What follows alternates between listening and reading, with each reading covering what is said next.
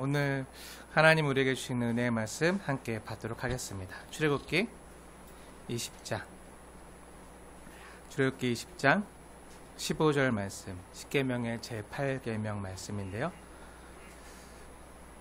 오늘도 여전히 짧습니다. 짧은 말씀 한 절 우리 마음에 새기시면서 하나님의 말씀으로 받으시면서 함께 봉독해 올리도록 하겠습니다. 시작. 도둑질하지 말라. 아멘. 네. 오늘은 십계명의 8번째 계명인 도둑질하지 말라라는 말씀을 함께 상고하겠습니다. 우리 중에 도둑질이 뭔지 모르는 사람은 아마 없을 거예요. 남의 것을 빼앗거나 훔치는 걸 도둑질이라고 말해요. 그리고 도둑하면 어두컴컴한 밤중에 얼굴에 두건을 쓰고 모자를 푹 눌러 쓰고 어깨엔 큰 보따리를 둘러매고 남의 집 담장을 넘는 사람을 상상할지도 모르겠어요. 그래서 도둑질은 나와 뭐 별 상관없다 이렇게 생각하시는 분들도 많이 계실지도 모르겠어요. 나는 지금까지 남의 것을 평생 한 번도 빼앗거나 도둑질하지 않고 살아왔다고 자부하는 분들도 계실지도 몰라요. 이 말씀 역시 지금까지 우리가 쭉 나눴던 말씀처럼 살인하지 말라, 간음하지 말라, 도둑질하지 말라와 마찬가지로 결과로 나타난 것만 따지면 나 그런 적 없는데 하고 뭐 나랑 상관없는 말씀들이네 하고 이렇게 대수롭지 않게 생각하는 분들이 계실지도 몰라요. 그런데 지난주에 말씀드렸지만 이 십계명 말씀은요, 하나님이 우리에게 다 필요해서 주신 말씀들이에요. 근데 우리가 듣고 보니까 우리가 다 살인자였고 우리가 다 간음했던 자였고 다 그렇잖아요. 하나님께서 우리 마음의 중심을 보시기 때문에 결과로 나타난 그 죄가 발각이 돼서 우리가 경찰서에 잡혀가서 콩밥을 먹고 전과자가 되지 않는다 할지라도 우리 마음에 그런 것들을 하나님이 아시고 우리에게 필요해서 주신 말씀들이에요. 그리고 사실 우리가 살고 있는 삶의 정황들을 알게 되고 또 우리의 죄인된 마음을 알게 된다면요, 도둑질은요 나와 상관없는 말씀이 아니라 내가 도둑이었구나 이렇게 생각될 정도로 도둑질은 우리 생각보다 훨씬 더 가까이 있음을 알게 돼요. 그럼 뭐가 도둑질이죠? 도둑질이 무엇일까요? 우리가 아는 도둑질은 남의 것을 내 것으로 훔치거나 취하는 행위가 도둑질이잖아요. 근데 이것은요 단순히 눈에 보이는 것만이 아니라 눈에 보이지 않는 무형의 것이라도 남의 것을 훔치거나 빼앗는 것도 도둑질이라고 말해요. 뭔가 눈에 보이는 어떤 과일이나 열매나 쌀이나 돈이나 물건 같은 것, 눈에 보이는 것을 훔치는 건요 누구나 다 도둑질했다고 금방 알 수 있을 거예요. 훔쳐가는 거는 보이니까 알죠. 그런데 눈에 보이지 않는 도둑질은요 잘 몰라요. 보이지 않으니까. 근데 우리 삶 속에 보면요, 눈에 보이지 않는 남의 노력을 도둑질하는 경우가 더 많아요.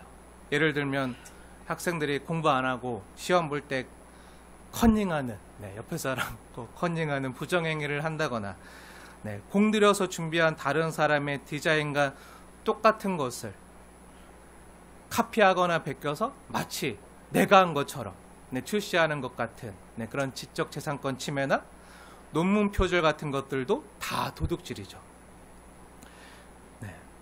예전에 우리 교회에서 함께 신앙생활 하셨던 안창길 목사님 아시죠? 안창길 목사님, 우리 유아 유성의 아빠 안창길 목사님이 저에게 얘기해 주셨던 이야기인데요.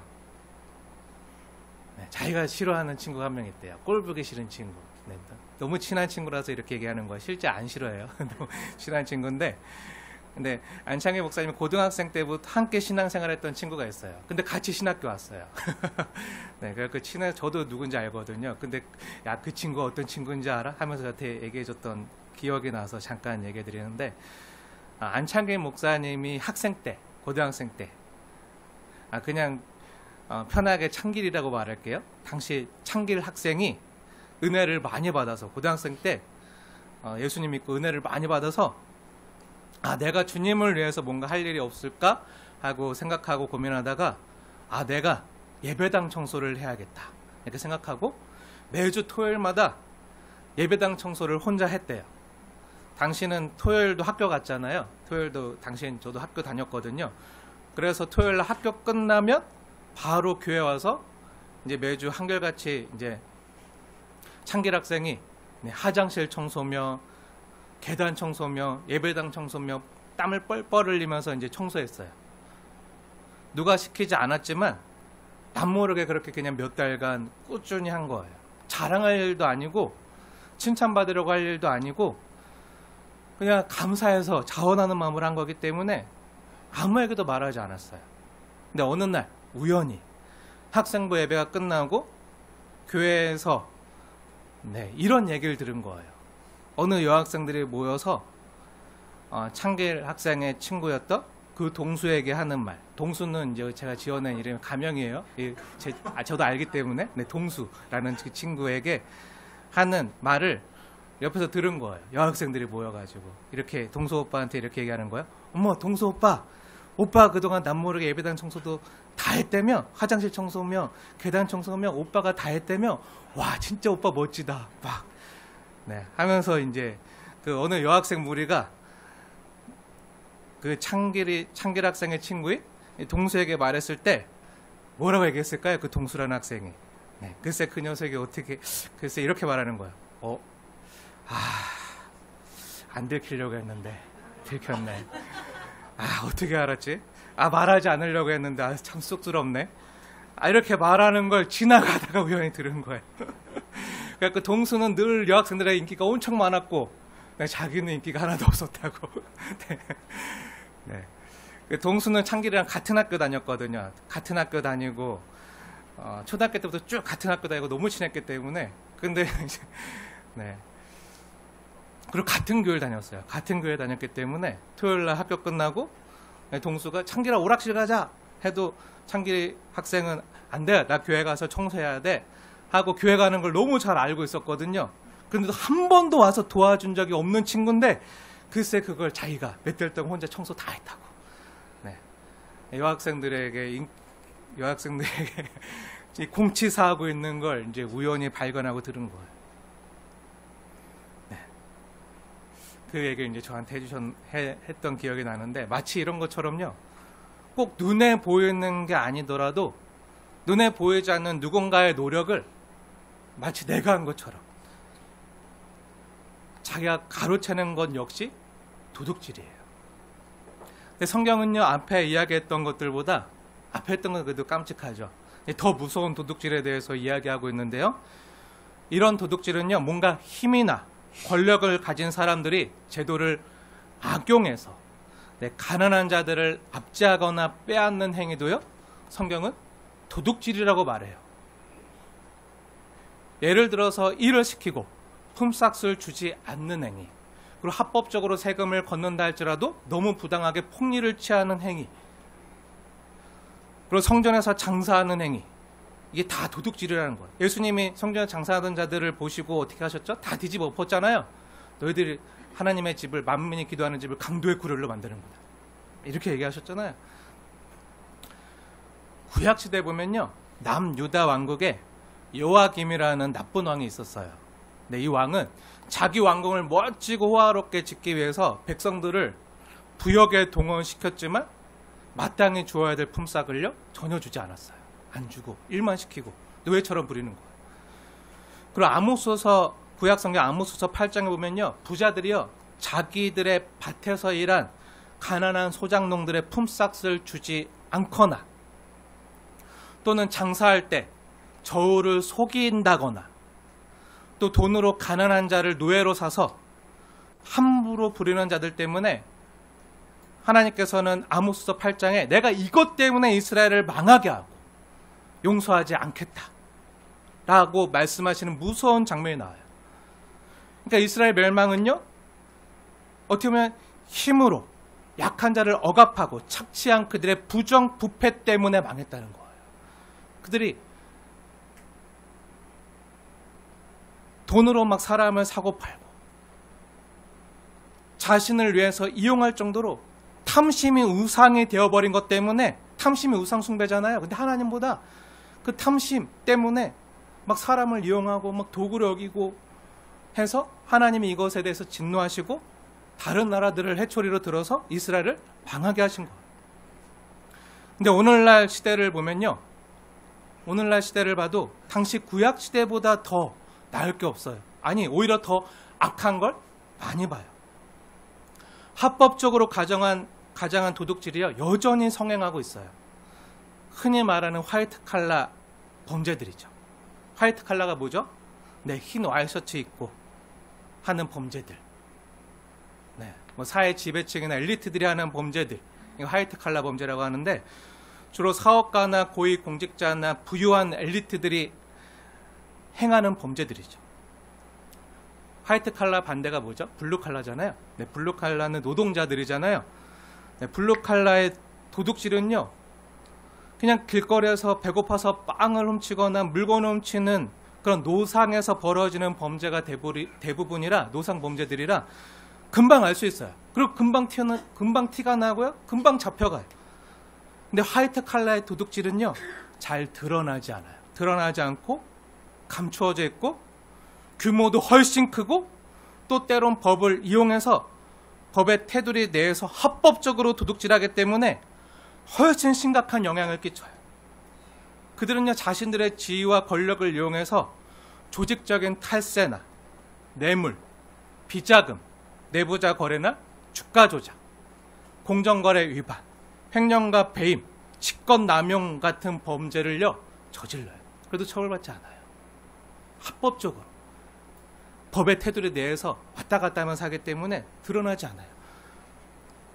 2000년도 초반에 그 미국의 시가총액 7위 엄청나게 큰 앨론사라고 있었어요.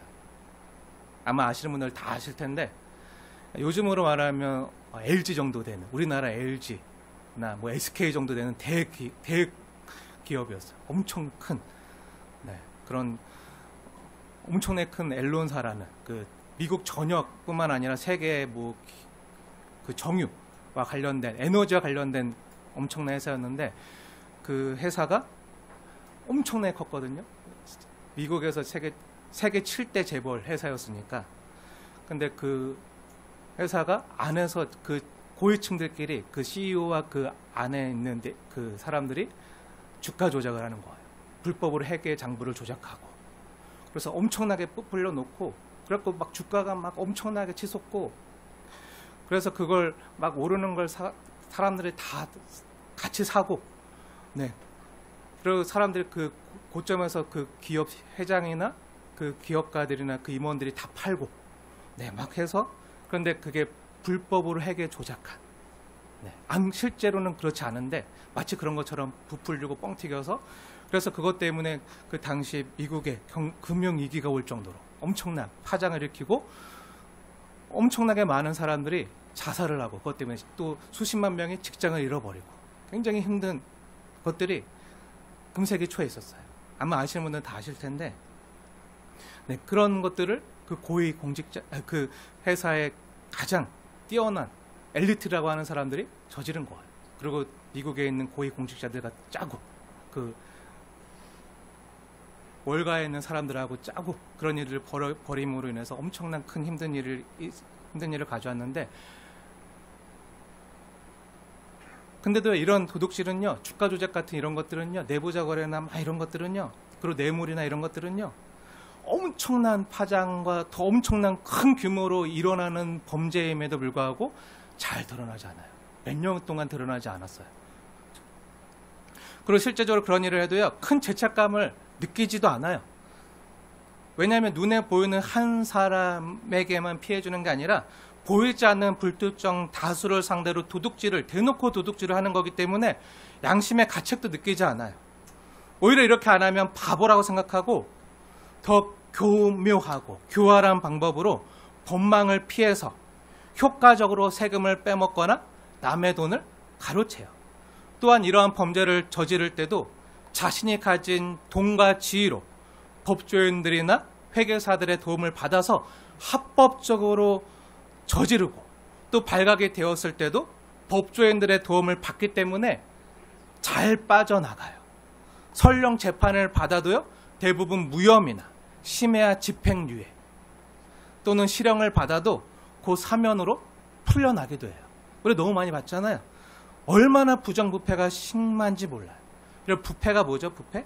네, 부패는요, 정당하지 않은 방법으로 개인의 이득을 얻기 위해서 사람들을 속이고 남의 것을 취하는 모든 행위를 부패라고 말해요.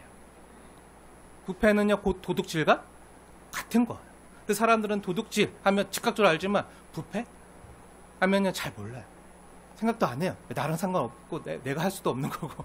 하지만 그런 일들이 만연해 있어요. 그래서 오늘 15절 말씀, 도둑질하지 말라는 말씀은요, 반대로 말하면 정의롭게 살라는 거예요. 정의롭게 살아라. 여러분, 정의가 뭐죠? 정의가 뭐죠? 네, 정의는요, 단순히 옳고 그름을 따져서 바르고 고든 것만을 정의라고 하지 않아요. 저스티스, 라이처스니스, 이거 정의. 이거는 단순히 옳고 그른 거. 이게 정의가 아니라 성경에서 말하는 정의는요, 수고한 자에게 정당한 대가가 돌아가는 게 정의예요. 제가 이 말씀을 제가 신대원 다닐 때 제가 너무 존경하는 제 스승님인 류우준 교수님께 직접 배운 건데요. 교수님께서 당시 그 구약 성경에 아모스서라고 있어요. 아모스서를 이제 강의해 주시면서 성경에서 말하는 정의에 대해서 이제 저에게 알려주신 걸 제가 기억하고 있는데, 그때 교수님 이렇게 말씀하셨어요. 정의라는 것은 정당한 대가가 돌아가는 게 정의다. 노력한 자에게 정당한 대가가 돌아가는 게 정의라고 말씀해 주셨어요. 우리 잠깐 아모스서를 함께 볼까요? 아모스서 5장 말씀인데요. 우리가 너무 잘 아는 말씀이죠. 아모스서 5장. 다 함께 찾아볼게요.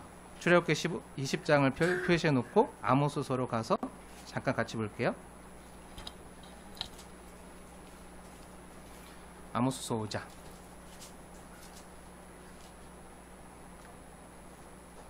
우리가 너무 잘 아는 아모스 5장 말씀. 내가 너희 절기를 미워하며 멸시하며 너희 성회를 기뻐하지 아니하며 너희가 내게 번제나 수제를 드릴지라도 내가 받지 아니할 것이요 너희의 살찐 희생의 화목제도 내가 돌아보지 아니하리라.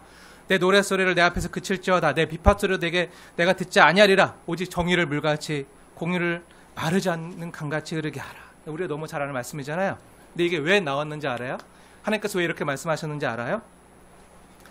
아모스 5장 말씀인데요. 24절 말씀 한번 보세요. 24절. 24절. 하나님께서 아모스 선지자를 통해서 뭐라고 말씀하시죠? 우리 24절 말씀 함께 읽겠습니다. 시작. 오직 정의를 물같이 공의를 마르지 않는 강같이 흐르게 할지어다. 그럼 왜 이런 말씀하신 거죠? 네, 그 위에 7절 말씀 한번 보세요. 7절. 아모스서 5장 7절. 왜 이렇게 말씀하시는 거죠? 제가 읽겠습니다. 7절에 보면요. 당시에 정의를 쓴 쑥으로 바꾸며 공의를 땅에 집어 던지는 자들이 있었기 때문에 하나님께서 이런 말씀하신 거예요. 7절을 원문 그대로 해석하면요. 정의를 쓴 독초로 변하게 하며 공의를 땅바닥에 던지는 자들아. 이렇게 하면서 책망하는 말씀을 볼 수 있는데, 그럼 이들이 어떤 일을 한 거죠? 당시 어떤 일을 한 거죠? 네, 그 밑에 그들이 한 일들이 나오는데요. 11절과 12절 말씀 보세요. 11절과 12절. 제가 읽겠습니다. 너희가 힘없는 자를 밟고 그에게서 미래부당한 세를 거두었은즉 너희가 그렇게 비록 폭리를 취해서 다듬은 돌로 아름다운 집을 건축하였으나 거기에 거주하지 못할 것이요 아름다운 포도원을 가꾸었으나 그 포도주를 마시지 못하리라. 그 12절 말씀. 너희의 허물이 많고 제약이 무거움을 내가 아노라. 너희는 의인을 학대하며 뇌물을 받고 성문에서 가난한 자를 억울하게 하는 자로다. 그러니까 무슨 말이죠? 네, 당시 부자와 관리와 힘 있는 권력자들이요, 힘없는 자들을 짓밟고 자신에게 있는 지위와 권력으로 가난한 자들을 착취하고 그들에게서 부를 취하고 그렇게 얻은 그 고열을 빨아서 얻은 그 재물로 좋은 곳에서 살고 명품 아파트에 살고 좋은 것 먹고 유흥을 즐기고 마시는 자들아, 그렇게 도둑질해서 취한 너희의 죄악의 무거움을 하나님이 안다는 거예요. 그리고 8장에 가면 그것 때문에 내가 이스라엘 나라를 방하게 하겠다는 거예요. 용서하지 않겠다고 하는 거예요. 너희는 의인을 학대하며 뇌물을 받고 성문에서 가난한 자를 억울하게 했다는 거예요. 이 도둑질 때문에 이스라엘 나라가 망했어요. 그러니까 이런 상황이 어떤 상황이라고요? 네, 정의와 공의가 깨진 상황이라고요. 부패가 판을 치는 상황이라고요. 정의는요, 정당한 대가가 노력한 자에게 돌아가는 게 정의인데요. 근데 그렇지 않고 부당 이득을 취하고 더 큰 이득을 얻기 위해서 법과 제도를 악용하고 이를 극대화하기 위해서 관리들에게 뇌물을 주고 또 이걸 받고 또 이러한 너희들의 탐심 때문에 가난한 자들에게 돌아가야 될 대가가 온전히 돌아가지 않고 오히려 너희들이 그것을 중간에서 취해서 너희가 그들을 억울하게 하는, 이게 바로 하나님께서 정의롭지 못하다고 말씀하시는 거예요. 그렇게 얻은 이득으로 너희가 아무리 부자가 돼서 너희가 아무리 나에게 좋은 옷 입고 좋은 차 타고 나와서 아무리 많은 헌금을 하고 예배를 아름답게 드린다고 할지라도 내가 받지 아니할 것이고, 너희가 아무리 내게 찬송을 한다고 하더라도 내가 듣지 않겠다는 거예요. 내가 오직 너에게 바라는 건 정의를 물같이 공의를 마르지 않는 강같이 흐르게 하라는 거예요. 근데 개역 한글 성경에는 오직 콩법을 물같이 정의를 하수같이 흐르게 하라 말씀하신 하나의 말씀. 사랑하는 여러분, 근데 이 범죄들이요 그때만 있었나요? 이스라엘 나라 한 나라를 망하게 한 그 범죄들이요 그때만 있던 게 아니라 오늘날에도 여전히 있어요. 어떻게 보면요, 오늘날에도 제도를 악용해서요 일정 시간과 그 자격이 지났는데도 정규직으로 전환시켜주지 않고요, 계속 비정규직 노동자로 있게 하면서 그들에게 최저시급만 주면서 그들에게 돌아가야 될 정당한 땀과 노력의 대가가 돌아가지 않도록, 그리고 그것을 자신들이 취해서 자신들의 이익을 극대화하는 그런 악덕 기업주나 제3세계 사람들의 값싼 노동력을 이용해서 이윤을 불리는 다국적 기업들과 재벌들이 얼마나 많은지 몰라요.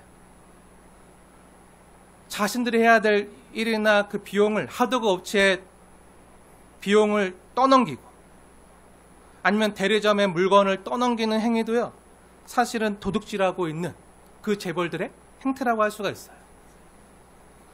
이렇게 남의 노력을 이용해서 자신이 일하지 않고 부당 이득을 취하는 행위 역시요 다 도둑질이라는 거예요. 도둑. 반대로 말하면, 거꾸로 말하면요, 일할 수 있는데도 자신은 땀 흘려 일하지 않고 남이 일한 것으로 먹고 사는 건 역시 남의 수고를 도둑질하는 것일 수 있어요. 내가 노력하지 않고 내가 땀 흘리지 않으면 나 때문에 다른 사람이 나보다 더 노력하고 더 땀 흘려야 되잖아요. 그러니까 어떻게 보면 그것도 부당 이득이죠. 그건 역시 도둑질이라고 말할 수 있어요. 그것도 정의롭지 못한 거죠. 그래서 성경에 일하기 싫거든 먹지도 말라고 했잖아요. 성경은 또 사람의 것뿐 아니라 하나님의 것을 도둑질하는 경우도 우리에게 보여줘요. 어디서 그렇게 말하죠? 사람이 어찌 하나님의 것을 도둑질하느냐? 어디서 이렇게 말하죠? 네, 말라기서에서 우리에게 보여주죠. 우리가 너무 잘 아는 말라기서 말씀, 우리 함께 볼까요? 구약성경 말라기서 3장입니다. 말라기서 3장 말씀 함께 볼게요. 3장 8절과 9절 말씀인데요.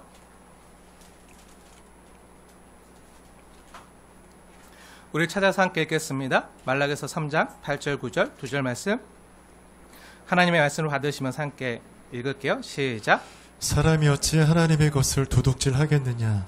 그러나 너희는 나의 것을 도둑질하고도 말하기를 우리가 어떻게 주의 것을 도둑질하였나이까 하는도다. 이는 곧 11조와 봉헌물이라. 너희 곧 온 나라가 나의 것을 도둑질하였으므로 너희가 저주를 받았느니라. 아멘. 네. 사람이 어찌 하나님의 것을 도둑질하겠느냐? 근데 너희가 나의 것을 도둑질한다. 온 나라가 나의 것을 도둑질한다. 근데 너희는 아니 우리가 어떻게 주의 것 도둑질하였나이까 이렇게 말하는데, 하나님의 것은 곧 11조와 봉헌물이라 이렇게 하나님 말씀하세요. 성경은요 11조를요 내 것이 아니라 하나님의 것이라고 분명히 말씀하고 있어요. 여러분 11조가 뭐죠? 네, 우리에게 있는 모든 것이 다 하나님의 거예요. 다 하나님의 것인데 하나님 우리에게 일정 시간 동안 또 기간 동안 환경 가운데 허락해 준 우리에게 주신 시간 또 우리에게 허락해 주신 건강 우리에게 허락해 주신 물질과 소유 이 모든 것이 원래는 다 하나님의 것인데 하나님은 우리에게 청지기로 맡겨 주셨다는 거예요. 하나님 나에게 맡겨주신 이것 은혜로 주어진 거죠. 은혜로 주어진 것인데 그래서 은혜인 줄 알고 이 중에 제일 귀한 것 제일 첫 번째 것인 11조를 바치는 것 대표로 11조로 바치는 것 이 고백이 뭐죠? 나는 하나님의 사람입니다. 그리고 이 모든 것이 하나님이 주신 은혜입니다. 감사합니다. 하는 신앙 고백인 거죠. 신앙 고백으로 드리는 거예요. 율법이나 의무가 아니라 신앙 고백, 감사의 반응으로 드리는 거예요. 근데 이것을 드리지 않는 사람은 하나님의 것을 도둑질했다고 하나님이 여기신다는 거예요. 사랑하는 여러분, 하나님의 것을 도둑질하지 않는 사람은요, 다른 사람의 것도요, 도둑질하지 않아요. 이 두 가지는요, 서로 연결되어 있는 거예요. 연결되어 있는 거. 하나님을 사랑하는 사람은요, 이웃을 사랑하기 때문에 이웃의 것을요, 도둑질하지 않아요. 이웃을 해하지 않아요. 근데 하나님을 사랑하지 않으면요, 이웃도 제대로 사랑하지 못하기 때문에 자신을 위해서 이웃의 것을요, 탐하게 되어 있어요. 남이 어떻게 됐든. 나만 잘 되면 돼. 이렇게 되어 있어요. 같이 가는 거예요. 그래서 하나님께서 우리에게 탐심은 곧 뭐라고 말씀하셨죠? 우상숭배니라. 이렇게 말씀하셨잖아요. 하나님을 사랑하지 않고 자기만 위하는 사람은, 자기 탐심만 위하는 사람은 하나님께 드리는 11조나 예물이 아까워서 못 드려요. 하나님께 못 드려요. 하나님께 드리는 것도 아까워하는 사람이요, 이웃을 위해서 자기의 것을 내놓는 게 가능할까요? 더 못하는 거죠. 물론 그런 사람도 있어요. 어떤 사람? 아나니아와 삽비라 같은 사람. 아나니아 삽비라처럼 자기를 위해서 이웃에게 인정과 칭찬을 받기 위해서 자기를 위해 내놓는 사람도 있어요. 그런데요, 그것도 아나니아 삽비라가 어떻게 했죠? 아까워서 반은 숨겼잖아요. 이웃 사랑하는 게 아니잖아요. 그것도 아까워서, 이웃에게 주는 게 아까워서 반을 숨겼어요. 아나니아 삽비라가 진짜 이웃 사랑해서 내놓은 것도 아니라는 거죠. 철저히 누구를 위해서? 자기를 위해서. 요셉이라는 바나바가 사람들에게 칭찬받고 인정받고 높아지는 걸 보면서 나도 저렇게 높아져야지, 나도 인정받아야지 하면서 자기를 위해서, 자기를 옳게 보이기 위해서 내놓은 거죠. 그렇게 하나님을 속이고 교회를 속이고 이웃을 속이는 거잖아요. 그건 하나님 사랑도 아니고 이웃 사랑도 아니에요. 하나님께 드리길 아까워하면서 이웃을 위해서 나누고 베푼다는 것은요, 자기를 속이는 거예요. 자기를 속이는 거예요. 하나님도 속이고 자기도 속이는 거예요. 하나님은요, 근데 속지 않으세요. 만약 그 사람이요, 이웃을 위해서 그렇게 한다고 해도요, 자기 것을 나눈다고 해도요, 그건 자기를 위해서 하는 거예요. 자기를 위해서 인정받고 옳게 보이기 위해 하는 것이죠. 그것도 하나님의 것을 도둑질해서 자기를 옳게 보이는 거예요. 하나님께 드릴 11조를 드리지 않고 내가 하는 것처럼 하는 것 역시 하나님의 것을 도둑질해서 내가 인정받기 위해서 자기를 옳게 보이기 위해 하는 거라는 거예요. 사랑하는 여러분, 축복합니다. 하나님을 사랑하기, 억지로가 아니라 기쁨으로, 자원함으로 11조와 헌금 생활을 하시는 복된 성도님들 되시길 주님의 이름으로 축원을 드립니다. 그럼 다시 오늘 출애굽기 20장 15절 본문으로 돌아가서요, 하나님께서 우리 믿는 성도들에게 그럼 왜 도둑질하지 말라고 말씀하셨을까? 도둑질하지 말라고 말씀하신 근본적인 이유를 함께 생각해 볼게요. 사실 오늘 하나님께서 우리에게 주시는 명령인 10계명의 제8계명, 도둑질하지 말라는 계명은요, 기독교에만 있는 말씀인가요? 아니잖아요. 어디에도 있죠? 어린이집에도 있고요, 유치원에도 있어요. 다른 종교에도 있어요. 교회 안 다니는 사람들도요, 다른 이방 종교 믿는 사람들 역시 도둑질하지 말라는 것은요, 다 알고 있어요. 그 교회를 안 가도요, 다 알아요. 어린이집만 가도 알아요. 하나님이 주신 일반 은총인 양심에 의해서 남의 것을 빼앗거나 도둑질하면 안 된다는 것은요, 모든 사람들이 다 알고 있어요. 그럼 왜 오늘 하나님께서 그것도 10계명, 8계명으로 너희는 도둑질하지 말라 라고 왜 명령하신 거죠? 왜 이 계명을 주신 거죠? 그럼 하나님이 우리에게 도둑질하지 말라, 이 계명은요, 오늘날 우리 성도들에게 어떤 의미가 있는 거죠? 먼저 우리가 꼭 명심해야 될 것은요, 제가 10계명을 강의하면서 벌써 여러 차례 말씀드리고 강조했지만요, 10계명은 하나님이 너는 윤리적으로 살아라, 도덕적으로 살아라 하고 어떤 우리가 지켜야 되는 규칙이나 명령만으로 10계명을 보고 이해하면요, 정말 잘못 보는 거예요. 즉 하나님이 너 이거 하래, 그리고 하나님이 이건 너 하지 말래, 이렇게 하면 좋고 또 그렇게 하면 나쁘대, 그러니까 이건 하고 이건 하지 마 하고 10계명 이해하면요, 그건 성경을 잘못 이해하고 있는 거예요. 우리가 교회 생활하고 신앙생활 할 때도 하나님이 전도하래, 하나님이 헌금하래, 하나님 예배하래, 그 하나님이 또 이건 하지 말래, 이거 하지 말래, 이거 하지 말래, 이렇게 율법적으로만 알고 그걸 지키는 것도요, 우리가 신앙생활을 잘못 이해하는 거예요. 10계명은요, 어떤 도덕적인 교훈이나 윤리적인 가르침을 우리에게 알려주시기 위해서 주신 것이 아니라 하나님의 백성들은 이렇게 사는 사람들이다. 먼저는 하나님을 최고로 사랑하고 그 다음으로는 너 옆에 있는 이웃을 사랑하는 사람들이다. 이걸 우리에게 알려주시는 거예요. 그래서 10계명의 제1계명부터 4계명까지는 하나님 사랑, 그리고 5계명부터 마지막 10계명까지는 사람 사랑에 대해서 말씀하시는 거예요. 근데 이 모든 계명이요, 제가 10계명 처음 강의할 때도 말씀드렸지만 10계명의 제1계명, 너는 나 외에는 다른 신들을 내게 두지 말라는 계명이요, 다 연결되어 있는 계명이에요. 다 연결되어 있어요. 즉 하나님을 최고로 사랑하라는 거예요. 하나님을 최고로 여기고 하나님을 최고로 사랑하면 나머지 것들이요, 다 가능해진다는 거예요. 그래서 하나님의 마음과 하나님을 최고로 여기기 때문에, 하나님을 최고로 사랑하기 때문에 하나님의 마음을 더 알고 싶고 하나님을 더 가까이 하고 싶고, 그렇게 해서 하나님을 우리가 알고 하나님의 형상으로서 아빠 되신 하나님을 닮아가고 그 하나님과 함께하기 위해서 하나님이 우리에게 허락해 주신 말씀이라는 거예요. 그럼 이게 가능하면요, 눈에 보이는 내 옆에 있는 내 형제와 이웃을 제대로 바르게 사랑하는 게 가능하다는 거예요. 근데 이건요, 10계명의 본질만이 아니라 성경 전체의 본질이고요, 우리 믿음 생활 전체의 본질이기도 해요. 예수님께서도 이거 말씀하셨잖아요. 예수님께서 뭐라 말씀하셨죠? 마태복음 22장에서 우리 함께 볼까요? 지난번에 노래 자세히 여러 번 봤지만 다시 볼게요. 너무 중요하기 때문에 또 볼게요. 마태복음 22장 37절부터 40절 말씀입니다. 한번 자세히 보세요.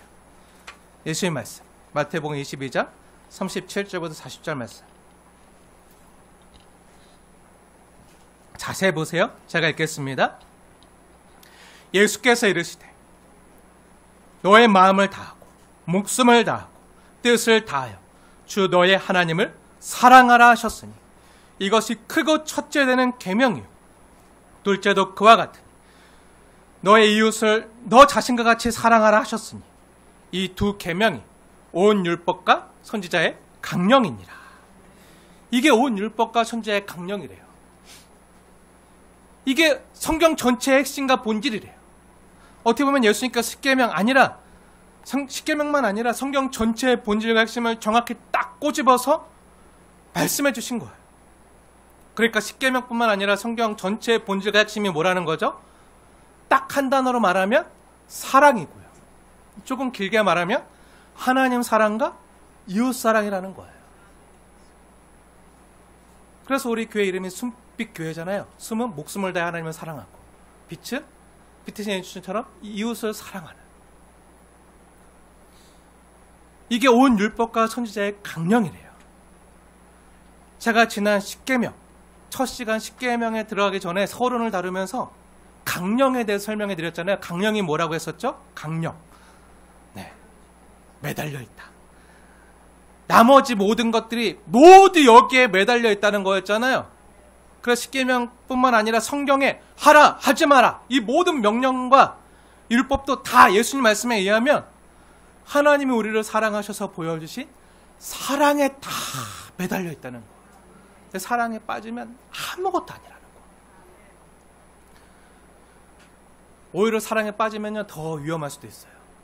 그 사랑의 줄에서 떨어져 버리면 그걸 따버리면 그걸 주워가지고 던져 공격해. 막 쇠구슬처럼 막 던져. 했어 안 했어? 해. 왜 안 했어? 막 던져. 돌팔매질하고 그거 다치고 상처 입고. 근데 이게 사랑에 매여 있으면요, 사랑에 매달려 있으면요 아름다워요. 안전해요. 하나님께서 이 사랑의 강령을 주실 때요 그냥 주시지 않고 근데 질서와 순서에 따라서 주셨어요. 질서와 순서에 따라서. 그래서 강령이라고 하는 거예요. 그럼 그 이유가 있겠죠. 뭐죠? 우선순위를 알려주시는 거예요. 제일 중요한 게 뭔지. 최고 우선순위를 먼저 알려주시는 거예요. 그게 뭐죠? 네. 하나님을 제일로 사랑해라. 그래서 십계명의 제1계명으로 우리에게 주신 말씀. 너는 나 외에는 다른 신들을 내게 두지 말라. 너와 나 사이에 아무것도 없게 하라. 나는 너가 제일 좋다. 난 너를 정말 죽도록 사랑한다. 그래서 내 아들까지 다 주었다. 내 목숨을 주었다. 내 전부를 주었다. 그러니까 너도 너와 나 사이에 아무것도 없게 해라. 다른 신들을 내게 두지 말라. 이렇게 말씀하신 거예요. 중요하기 때문에 우리 다시 한번 마음에 새기면서 출애굽기 20장 3절 말씀 다시 하나님의 말씀으로 받으시고 새기시면서 함께 고백하겠습니다. 10장 3절 말씀 시작. 너는 나 외에는 다른 신들을 내게 두지 말라. 아멘. 아멘. 그렇게 하시겠습니까? 아멘. 네, 그리고 이 십계명의 제1계명이요 나머지 다른 계명들을요 굴비 엮듯이 또 구슬 엮듯이 다 연결하고 있어요. 사랑의 끈으로 다 연결하고 있어요. 그래서 우리가 십계명을 이해할 때요 지난번 말씀을 듣고 살인하지 말라고 했지, 남을 미워하지 말아야지, 간음하지 말라고 했지, 음욕을 품지 말아야지, 오늘 말씀 도둑질하지 말라고 했지, 남의 것을 탐내거나 훔치지 말아야지, 이렇게 단순히 윤리 도덕적으로만 생각하면 안 되고요. 지난주 제가 간음하지 말라고 할 때 드렸던 말씀과 마찬가지로 너는 하나님을 사랑하기 때문에 옆에 있는 사람에게, 이웃에게, 형제에게, 지체에게 무례히 행치 않고 너의 욕망을 충족시키기 위해서 너 옆에 있는 소중한 하나님의 형상을 어떤 도구로 이용하거나 사용하지 아니하고 소중한 하나님의 형상인 그 사람을 통해서 하나님의 뜻과 계획이 나타나도록 섬겨주고 그 사람을 그렇게 인격적인 존재로 존귀히 여기고 사랑해야겠다. 이렇게 하는 게 맞다고 말씀드렸잖아요. 단순히 하지 말라 해서 안 하는 게 중요한 게 아니라 하나님이 그렇게 말씀하신 의도가 뭔지, 본심이 뭔지를 알고 그 주님의 마음에 합하게 우리가 순종하고 해야 하는 거. 그게 더 중요하다는 거. 근데 이건 제 주장이 아니라, 제 의견이 아니라 하나님의 말씀이에요. 어디서 그렇게 말하죠? 예수님께서도 아까 마태복음 22장에서 말씀하셨지만 하나님께서 또한 로마서에서도 말씀해서 분명히 기록해 주셨어요. 우리가 잘못 깨닫고 잘못 오해하고 잘못 해석할까 봐 분명히 보여주셨어요. 그럼 로마서 몇 장에서 이렇게 말씀하시죠? 로마서 몇 장에서 이렇게 십계명 우리에게 바르게 해석해 주시죠? 우리 다 함께 볼게요. 로마서 13장에서 이렇게 말씀하시는데요. 로마서 13장 9절 말씀입니다. 중요하기 때문에 우리 다 함께 찾아서 읽겠습니다.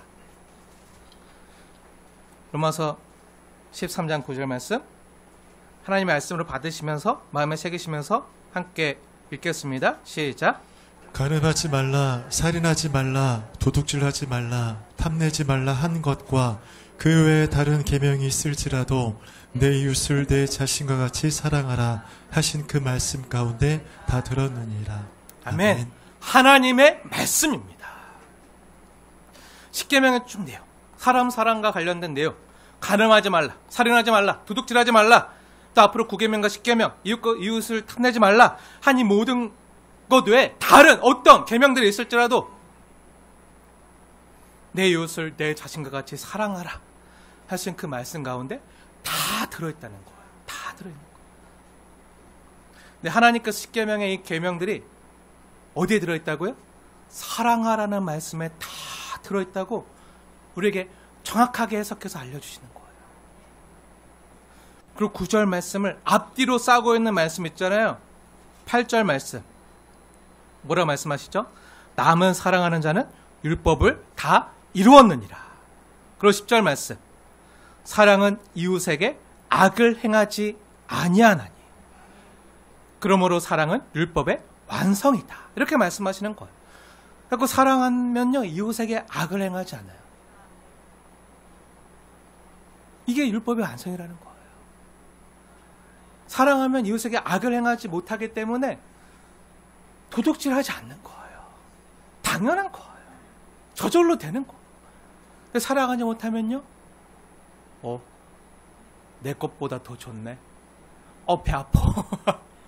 저거 내가 가져야 되는데 하면서 기회만 있으면 뺏으려고 하는 사랑하지 못할 때 이루어지는 아픔들이에요. 죄의 증상들이죠. 그리고 이 사랑을 온전히 완성하시고 성취하신 유일한 분이 계세요. 누구죠? 율법을 완성하시고 성취하신 분이 누구죠? 예수님. 율법의 완성이요? 성취하신 예수님. 그럼 예수님 왜 이런 일을 하신 거죠? 하나님 아버지를 사랑하고 또 우리 사람을 사랑해서 이루신 일이죠. 예수님처럼 살면 다 돼요. 근데 우리에게 주님 마음이 없어서 못하는 거예요. 우리에게 주님 마음이 있으면요 뭐 해라 하지 말라 성경에 있는 여러 가지 계명들, 명령들, 율법들 수백 가지 조항들 다 일일이 하나하나 다 알려주거나 가르쳐주지 않아도요 하나님 사랑, 이웃 사랑하면요 다 이루어진다. 다 완성된다.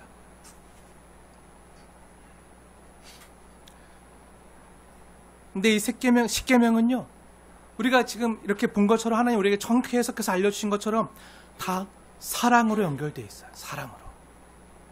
그것도 제1계명 하나님 사랑에 다 연결되어 있어요.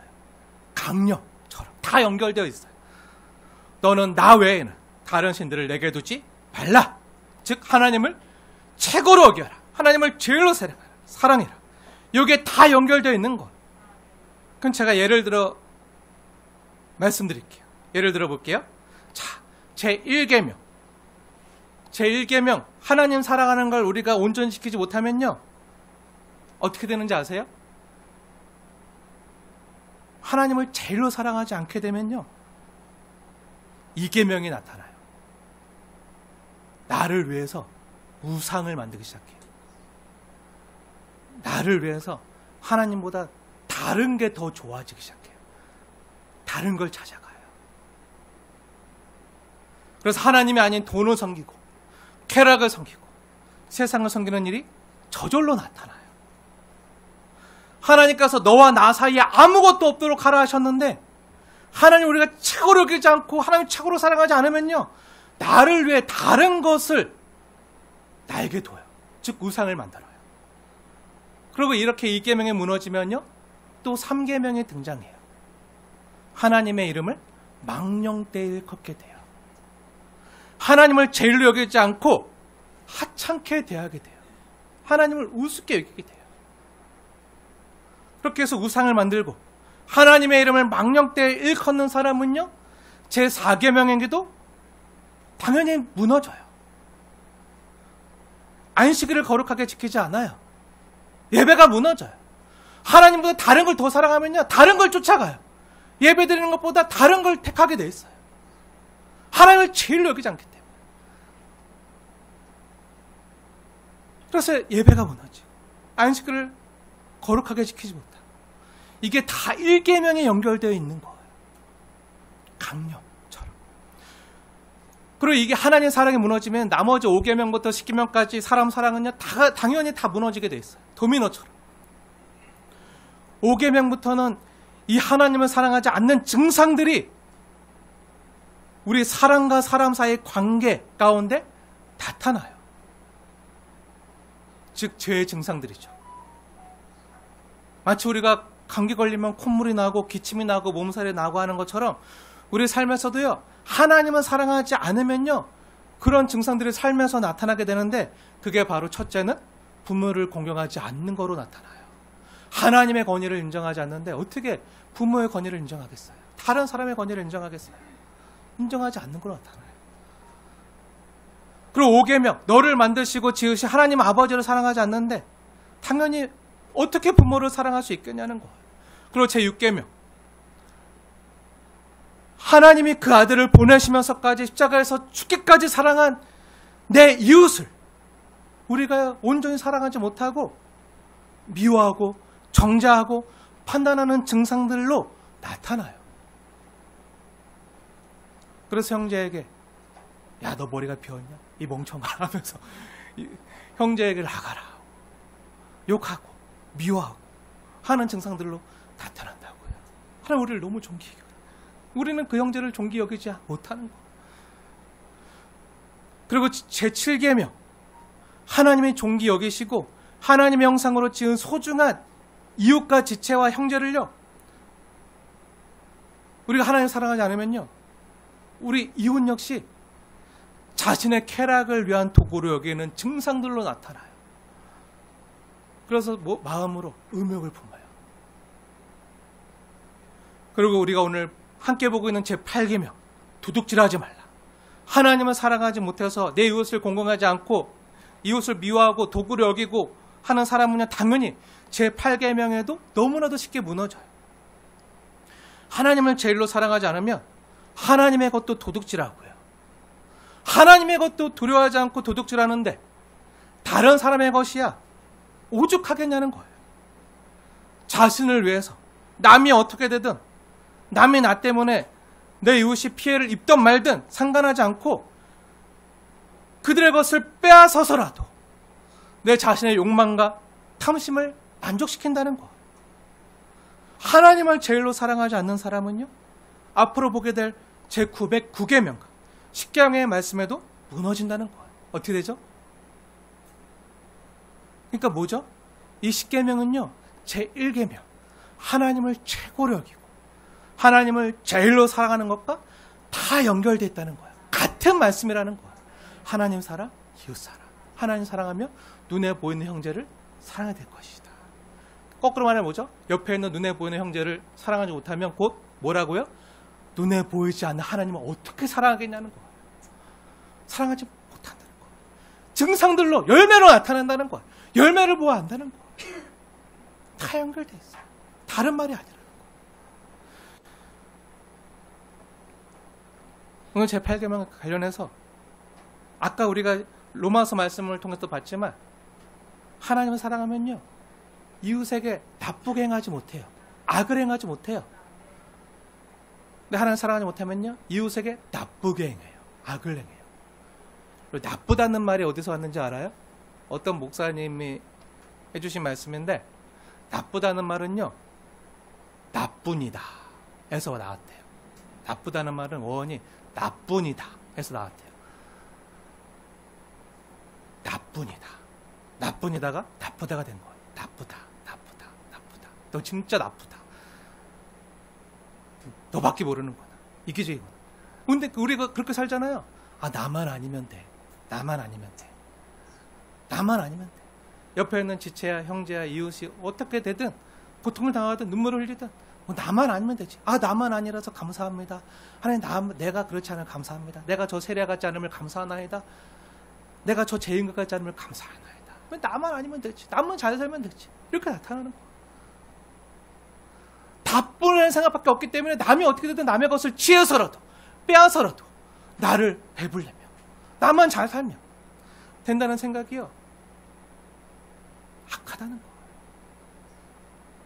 그래서 하나님 우리에게 십계명의 제8계명, 도둑질하지 말라 말씀을 주신 거예요. 어디에 놨는 말씀이 아니라 하나님 우리 성도들이, 하나님 믿는 하나님의 백성들이 이 땅에서 어떻게 살아가는 사람인지 알려주시기 위해서 주신 귀한 말씀. 사랑의 계명이라는 거예요. 근데 이 계명이요, 10계명의 제일 계명, 하나님을 최고로 여기고 하나님을 제일로 사랑하는 거에 다 연결되어 있다는 거예요. 하나님을 사랑하는 자들은요, 이웃을 사랑하는 게 열매로 나타나요. 삶의 열매로 나타나요. 그래서 친절해요. 무례행하지 않아요. 남을 배려하는 게 습관이 되어 있어요. 신사다워요. 예수님의 인격과 성품을 닮은 거예요. 그게 열매로 나타나는 거예요. 성령의 열매로 나타나는 거예요. 하나님을 사랑하면 부모를 공경하는 열매로 나타나는 거예요. 하나님을 사랑하면 이웃을 용서하고 사랑하는 열매로 나타나는 거예요. 하나님을 사랑하면 거룩하게 살고 또 이웃을 존귀히 대해주고 또 나누고 베풀고 섬겨주고 이웃을 아껴주고 나만 사는 게 아니라 더불어 살아가는 줄 알고 또 이렇게 소중히 여겨줄 줄 아는 삶의 열매들로 나타난다는 거예요. 그렇게 공동체를 이룬다는 거예요. 그럼 왜 이런 걸 하는 거죠? 안 혼나려고요? 하나님께 잘 보여서 복 받으려고요? 아니죠. 하나님이 죄인된 나를 구원해 주시고 그 아들을 십자가에 내어주시기까지 날 사랑해 주시고 소중히 대해 주신 그 하나님의 은혜에 감사해서 그 구원에 감격해서 날 사랑하신 하나님을 나도 진심으로 사랑하고 하나님의 마음과 하나님을 더 깊이 알아가고 하나님 아버지를 더 닮아가고 온전한 하나님의 형상으로 회복되어서 하나님의 자녀답게 하나님 닮은 모습으로 아버지를 닮은 모습으로 그렇게 하나님과 온전한 사귐과 사랑을 나누기 위해서 하나님과 함께하기 위해서 자원함으로 기쁨으로 지키는 거죠. 모두 뭐죠? 율법이 아니라 하나님을 사랑하기 때문에 그분의 마음과 뜻을 알아서 그분이 원하시는 것을요 나도 원하고 그분이 원하시는 것을 이루어드리는 게 내 삶의 기쁨이 되고 그리고 하나님 사랑이 내 안에 충만해서 이 사랑을 내 옆에 있는 이웃에게 전하는 거예요. 전하는 거예요. 꽃은 말하지 않아도요 향기로 피어나는 거예요. 향기로 말하는 거예요. 그리스도의 향기로 피어나는 거예요. 그리고 제가 하나님 사랑한다는 것은요 반드시 보이지 않는 하나님을 어떻게 사랑하는 게 어떻게 나타나죠? 어떻게 보여지죠? 하나님 보이지 않잖아요. 그럼 어떻게 우리가 하나님 사랑하는 게 나타나고 보여지죠? 열심히 예배하고 열심히 기도하고 열심히 헌금하고 얼마나 많은 헌금을 액수를 봉헌했냐 이거로 나타나거나 측정되어지는 게 아니라 물론 그게 꼭 필요하겠지만 근데 보이지 않는 하나님을 어떻게 얼만큼 사랑하는지는 열매를 통해서 안다고요. 즉 보이는 내 옆에 있는 형제를 내 지체를 내 이웃을 얼마나 사랑하는지 그를 위해서 얼마나 수고하고 섬겨주는지를 통해서 하나님 사랑하는 게 나타난다고요. 그래서 하나님 사랑한다는 건요 반드시 하나님께서 내게 붙여주신 내 옆에 있는 사람에게 흘러가야 돼요. 그 사랑이 흘러가야 돼요. 내가 하나님 사랑한다는 마음은요 반드시 이웃 사랑의 열매로 나타나게 되어 있어요. 그렇지 않으면 가짜예요. 근데 안타까운 게 있죠. 아까도 우리가 예배 드리기 전에 함께 찬양 기도한 것처럼 근데 우리에게 선한 게 없잖아요. 선한 게 없잖아요. 제가 늘 말하지만요 우리에게 없는 거 주려면요 힘들어요. 만약에 제가 여러분에게 물을 줘야 되는데 여러분 목말라요. 지극히 작은 소자에게 한 것이 내게 한 거라 말씀했는데 제가 예수님 말씀대로 내가 뭔가 섬기려고 이 지극히 작은 소자에게 시원한 냉수 한 그릇 주고 싶어도 이 무더운 여름날 내가 마실 게 이거 한 잔밖에 없는데 시원하다 맛있다. 근데 이걸 주면 내가 못 마시잖아. 목마르잖아. 힘들잖아. 와 무덥고 땀 줄까 말까.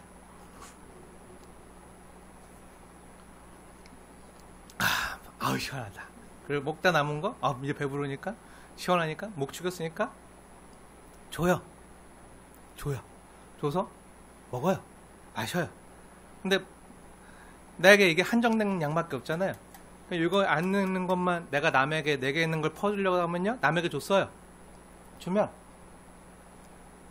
내가 줬는데, 그러니까 주고 나니까 내가 먹을게. 그 다음에 없는 거예요. 없는데 없으니까 어떻게? 옆에 봐요. 어디? 저기 있다.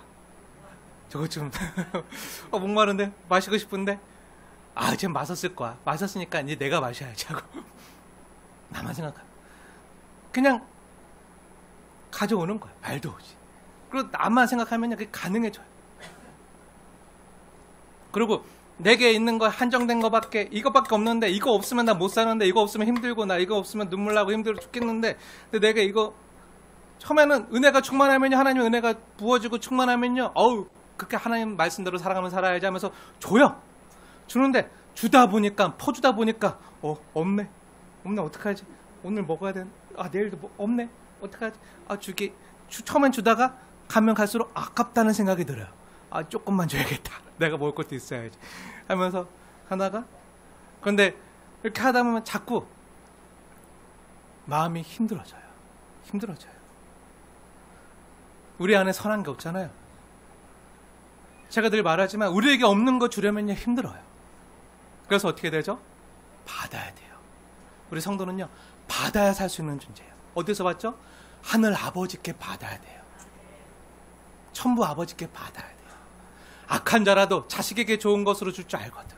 하물며 하늘에 계신 천부 아버지께서 너에게 가장 좋은 것을, 성령을 선물로 주지 않겠느냐? 그 성령 안에 다 있어. 하나님 자신을 우리에게 다 주는데 우리가 주님께 받아요. 하늘부터 아버지께 다 받아요. 충만히 받아야 돼요. 받아야지만 줄 수 있어요.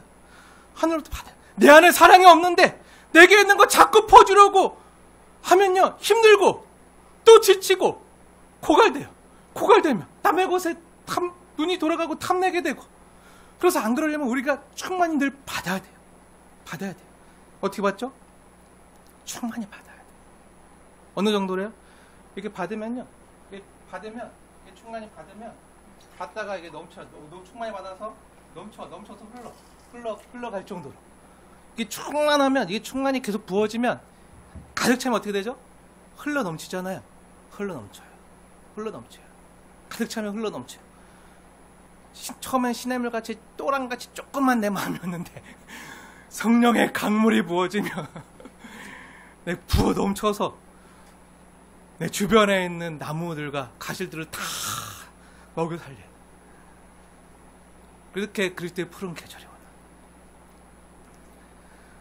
충만히 받아야 돼요.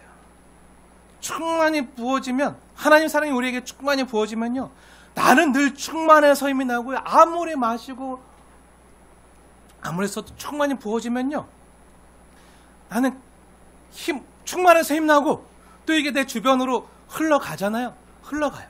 충만히 부어지면 계속 흘러가기 때문에 내 주변을 촉촉히 사랑으로 젖어들게 해요. 그래서 함께 살아요. 나도 살고 내 주변에 있는 사람들도 함께 살아나고. 이게 충만이에요. 이게 성령 충만이에요. 사랑하는 여러분, 하나님 우리에게 왜 도둑질하지 말라 이 말씀하신지 아십니까? 사랑으로 충만하라는 거예요. 정의롭게 살라는 거예요.